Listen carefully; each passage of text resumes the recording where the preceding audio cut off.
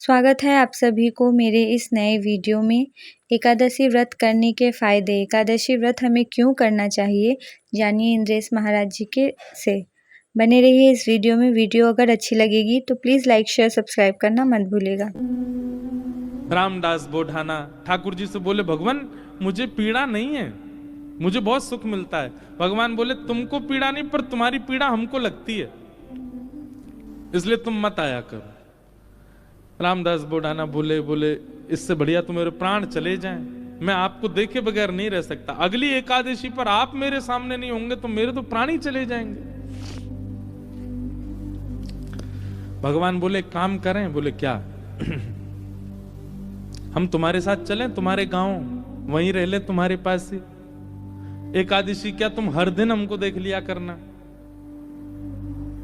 रामदास बोढ़ाना घुटनों पर बैठ के रोने लगे। बोले, हे द्वारिकेश, ये कैसी आज्ञा कर रहे हैं आप? ये असंभव है। बहुत दीनहीन गरीब व्यक्ति हूं, मेरे घर में खप्पर भी नहीं है, कहां रखूंगा, कहां बैठाऊंगा? और ये तो आप बस बोल रहे हो ऐसी प्रेम, बस ये हो नहीं सकता।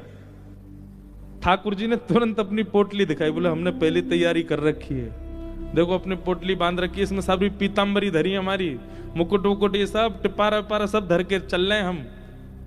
बढ़िया द्वारिका में हमारी बहुत अच्छी व्यवस्था हो रखी है, सब ले चलेंगे, तुमको कुछ नहीं करना पड़ेगा, इसी से हमारा श्रृंगार कर दिया करना। रामदास जी बोले, आप सच बोल रहे हैं क्या? ठाकुर जी बोले, हम सच बोल रहे हैं, हम चलें तुम्हारे साथ, वहीं रहेंगे, तुम्हारे पास ही, रोज देख लिया करना। रामदास जी बोले, फिर द्वारिका का क्या होगा? ठाकुर जी बोले, हम जहां बैठ जाएं द्वारिका वही है। और रही बात, जब एक साथ हम 5 रूप धारण, हजारों रूप धारण कर सकते हैं, तो 2 रूप भी धारण कर लेंगे। आज तक तुमने एकादशी जिस रूप को देख करके की है, वो रूप तुम्हारे पास रहेगा, यहां एक दूसरा व्यवस्थित हो जाएगा। रामदास जी को पूरी तरह यह विश्वास हो गया कि ठाकुर जी मजाक नहीं कर रहे, ये सच बोल रहे हैं, ये चलेंगे मेरे संग। नियम का फल ये मिलता है। देखो, एक नियम को जब व्यक्ति तत्परता से करता है तो ठाकुर जी ऐसा देते हैं उसको। कई लोग कह देते हैं एकादशी पर भूखे रहने से भगवान को कोई, इससे थोड़ी प्रसन्न होंगे भगवान। ठाकुर जी प्रसन्न नहीं होते हैं, पर आपकी तत्परता ठाकुर जी देखते हैं। आजकल बच्चे ऑफिस जाते हैं, ऑफिस का टाइम क्या 9 बजे, अब कोई आवे 9:30, कोई आवे कोई आवे 9:45। अब उसको सब लोग, जो टाइम पे आने वाला बच्चा, उसकी सब मजाक उड़ाते हैं। बोले, तू भी क्या पागल है, 9 ही बजे आ जाता है बिल्कुल। अरे सैलरी ले रहे हैं, मेहनत करनी है, ठीक है, टाइमली, ठीक है, थोड़ा आधा पौना घंटा ऊपर नीचे चलेगा, लेकिन वो बालक कहता नहीं, ये मेरी तत्परता, मैं 9 बजे ही आऊंगा। और वो 9 बजे आने वाला बालक, वो कभी ना कभी उसका जो बॉस होता है ना, वो खुश होकर के कुछ तो उसको देता है, उसको थोड़ा अपग्रेड कर देता है। सिंसियरिटी आपके कार्य के प्रति आपका स्वामी देखता है। ऐसी भक्ति में भी सिंसियर होना बहुत जरूरी है। होता उससे कोई ठाकुर जी बहुत प्रसन्न नहीं, पर हां ठाकुर जी दृष्टि तो रखते हैं। परिक्रमा लगा रहा है, कैसे लगा रहा है? एकादशी कर रहा है, कर कैसे रहा है? तिलक स्वरूप करता है, उस समय क्या उच्चारण करता है? मंदिर जाता है, प्रसाद कैसे पाता है, दर्शन कैसे करता है? इन सबके प्रति जो आपकी सिंसियरिटी, वो ठाकुर जी देखते हैं। रामदास को ठाकुर जी बोले, अब तो तुम जाओ, अगली बार बैलगाड़ी लेके आना। कैसे लेके जाओगे हमको? बैलगाड़ी में तुम्हारी में चलेंगे। रामदास जी चले गए, बैलगाड़ी ढूंढी, कहीं बैलगाड़ी नहीं मिली, बूढ़े बूढ़े बैल मिले, छोटी सी टूटी फूटी सी बैलगाड़ी मिली। रामदास जी बैलगाड़ी लेके द्वारिका आ गए। द्वारिका आए, आज सब लोग बोले, क्यों रे भाई रामदास, अब तो तुम बैलगाड़ी में आने लग गए। रामदास जी बोले, अब वयोवृद्ध हो गए ना, तो अब चला हो नहीं पाता, तो बैलगाड़ी से आए। बोले, बहुत अच्छा। रामदास जी आए, प्रसाद आदि, गोमती सागर में स्नान किया, प्रसाद पाके रात में कीर्तन करने लगे। सब चले गए, रामदास जी कीर्तन कर रहे थे। अचानक से एक कपाट खुला ठाकुर जी का। अभी तक तो ठाकुर जी चिंतन में बात कर रहे थे रामदास से, पर रामदास जी ने नेत्र खोल करके देखा तो स्वयं द्वारिकाधीश अपनी एक भुजा में तो पोटली उठा रखी है और एक भुजा से किवाड़ खोल रहे हैं और दो भुजाओं से बढ़िया शंख चक्र आदि सब समेट रखे हैं। ठाकुर जी ने मुकुट उकुट सब भर रखे हैं और रामदास से बोले कहां है तेरी बैलगाड़ी, जल्दी बता चलें। जैसे कोई भागता है घर छोड़ के, ऐसे ठाकुर जी भाग रहे थे। आज भी मंदिर दर्शन करने जाओ आप तो द्वारिकाधीश जी की जब परिक्रमा करेंगे तो पीछे ही रामदास बोढ़ाना जहां से जिस खिड़की से ले गए ठाकुर जी को, वो खिड़की है अभी भी मंदिर में। ठाकुर जी ने करके बाहर आ गए। चलो, रामदास जी को तो विश्वास ही नहीं हो रहा है, स्वयं द्वारिकाधीश मेरे साथ जा रहे हैं। चतुर्भुज हैं, बढ़िया चल रहे हैं, पीतांबरी पहन की, चंदन की सुगंधी आ रही है, केसर जैसा पूरा माहौल आच्छादित हो गया उससे। ठाकुर जी जैसे ही गए, रामदास जी बोले भगवान टूटी फूटी बैलगाड़ी है, बैठ जाओ। ठाकुर जी ने जैसी बैलगाड़ी देखी, ए रामदास त्रिलोकी का भार लेकर के मैं इन पे बैठा, तेरे बैल तो दब जाएंगे नीचे। भगवान अब क्या करें, यही व्यवस्था मिली थी। इतना सीधा, इतना भोला रामदास। ठाकुर जी बोले काम कर, तू बैठ, हम चलाते हैं बैलगाड़ी। रामदास जी बोले ऐसा मत करो नाथ, मैं ही चला दूंगा। नहीं नहीं, ये तो हमारे अभ्यास की वस्तु है। अर्जुन के खूब हमने रथ हांके हैं, बहुत दिनों बाद बैलगाड़ी मिली, चलो हांके थोड़ा इसको। और रामदास पीछे बैठे और ठाकुर जी आगे पैर लटका के बैठे और बैलगाड़ी चला रहे हैं। ठाकुर जी के स्पर्श होते ही बैलगाड़ी तो बिल्कुल नवीन हो गई, बैल बिल्कुल युवान हो गए। यहां मंगला का समय हो रहा था, सूर्य उदय हो रहे थे धीरे धीरे। ठाकुर जी बोले रामदास, इस सुबह होते ही सब पंडा पुजारी भागेंगे, ढूंढेंगे, देखेंगे मंदिर में तो मैं हूं नहीं, सब आ जाएंगे। ये हमको बीच रास्ता में ही पकड़ लेंगे। तभी थोड़ी दूर ही पहुंचे थे, वहां एक बाबरी थी, एक सरोवर था। ठाकुर जी ने कही तुम हमको नीचे छुपा दो ताकि कोई हमको ढूंढ ना पाए, क्योंकि ढूंढने वाले तो आएंगे और जब ढूंढ हार के चले जाएं, कुछ ना मिले, फिर हमको दोबारा लेके फिर चल देना आगे। रामदास जी मनी मन इतने प्रसन्न हो रहे हैं, बोले ठाकुर जी आपको क्या पड़ी है जाने की मेरे साथ? अरे मैं तो मना कर चुका हूं 5 बार कि ठाकुर जी आप यहीं रह लो, पर नहीं, उन्हीं की इच्छा है जाने की।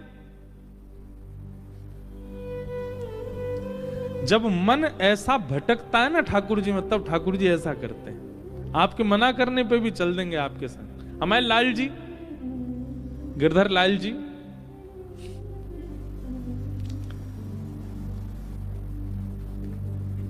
ये ऐसे ही आए हमारे पास।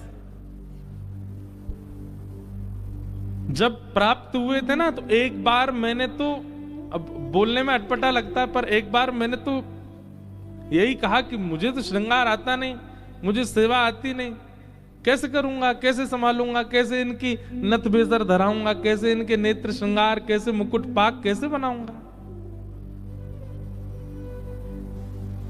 ये अभी जो ये स्वरूप दिखा आपको, दिखा उसमें, ये साल में एक बार हमारे गिरधर लाल जी जगन्नाथ जी बनते हैं, तब का स्वरूप है, रथ यात्रा वाले समय पर। ठाकुर जी को जगन्नाथ, और जो वैसे रूप है वो वाला भी दिखाओ जो सामान्य है।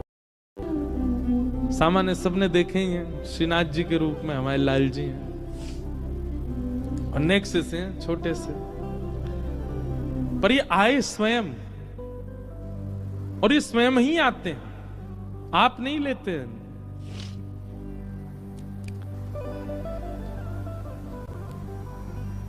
रामदास नीचे बावरी में ले जाकर के द्वारिकाधीश जी को छुपा दिया। पीछे से सब पुजारी दौड़े दौड़े आए, देखा तो रामदास जी धीमे धीमे अपनी बैलगाड़ी चला रहे हैं। सबने रोक लिया, बोले रुको, तुम ही थे रात भर मंदिर में, ठाकुर जी कहां गए हमारे? रामदास जी बोले मुझे तो नहीं पता, दिखाओ। सब देखा, बैलगाड़ी में कुछ नहीं। तभी एक बैलगाड़ी के छोड़ पर ठाकुर जी की पीतांबरी का एक भाग चिरा हुआ फटके इरज गया। अच्छा, ये सब लीला भी ठाकुर जी जानबूझ के ही करते हैं, क्योंकि कहीं ना कुछ ठाकुर जी को दूसरों को संकेत कराना है। ठाकुर जी की पीतांबरी का वो अंग वस्त्र जैसे ही मिला, सब लोगों ने रामदास जी को पकड़ लिया, बोले ठाकुर जी तेरे संग ही हैं, तभी तो ये चीरा फटा हुआ है यहां पर, कहां है जल्दी बता। उन्होंने मना किया तो सबने उनको मारना शुरू कर दिया, इतना मारा, इतना मारा, इतना पीटा, बेचारे अधमरे से हो गए, बस श्वास चल रही है, बाकी तो नेत्र बंद हो गए, सुध बुध चली गई, गिर गए धरती पर। पुजारियों ने देखा, बोले ये तो अधमरा हो गया, ठाकुर जी कहां हैं, ढूंढो। पास ही सरोवर था, उस बावरी में जाकर के जैसे ही देखा तो बावरी का जो जल था वो रक्त मंडित हो गया, पूरा जल रक्त से भर गया। देख करके सब लोग घबरा गए, सारे ब्राह्मण बोले ये जल इसका कैसे हो गया, ये जल आ कहां से, ये रक्त आ कहां से रहा है। दौड़ करके जाके देखा तो एक जगह ठाकुर जी विराजमान थे, और जहां जहां रामदास जी को डंडे मारे गए, वहां वहां श्री द्वारिकाधीश जी के श्री अंग पर भी डंडे के निशान, और हर स्थान से रक्त निकल रहा था।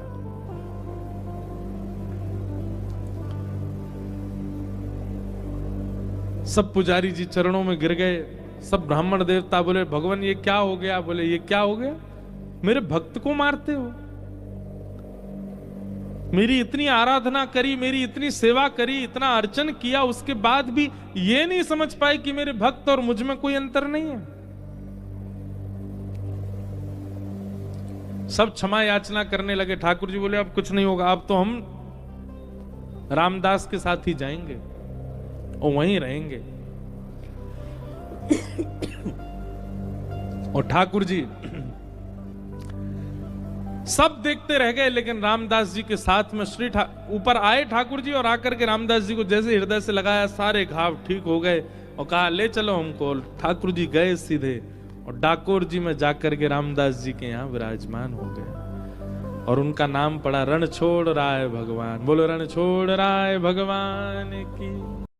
इस कथा से हमें यह जानकारी मिलती है कि हमें एकादशी व्रत करना चाहिए। एकादशी बहुत ही पवित्र व्रत होता है। कहावत है कि एक एकादशी व्रत, हमारे हिंदू में जितने भी व्रत है ना, सब व्रत से पुण्यदायक, सबसे पुण्यदायक जो व्रत होता है वो है एकादशी व्रत। तो हमें एकादशी व्रत करना चाहिए, इसकी बहुत मान्यता है। और जब भी करें मन से करें, कोई भी पूजा मन से जब हम करते हैं ना, तो वो हमारे जो पूजा होता है वो भगवान तक अवश्य पहुंचती है। तो अगर ये वीडियो आप लोगों को अच्छी लगी हो तो प्लीज़ लाइक शेयर सब्सक्राइब कर दीजिएगा, और नए हैं तो चैनल को ज्वाइन कर लीजिए।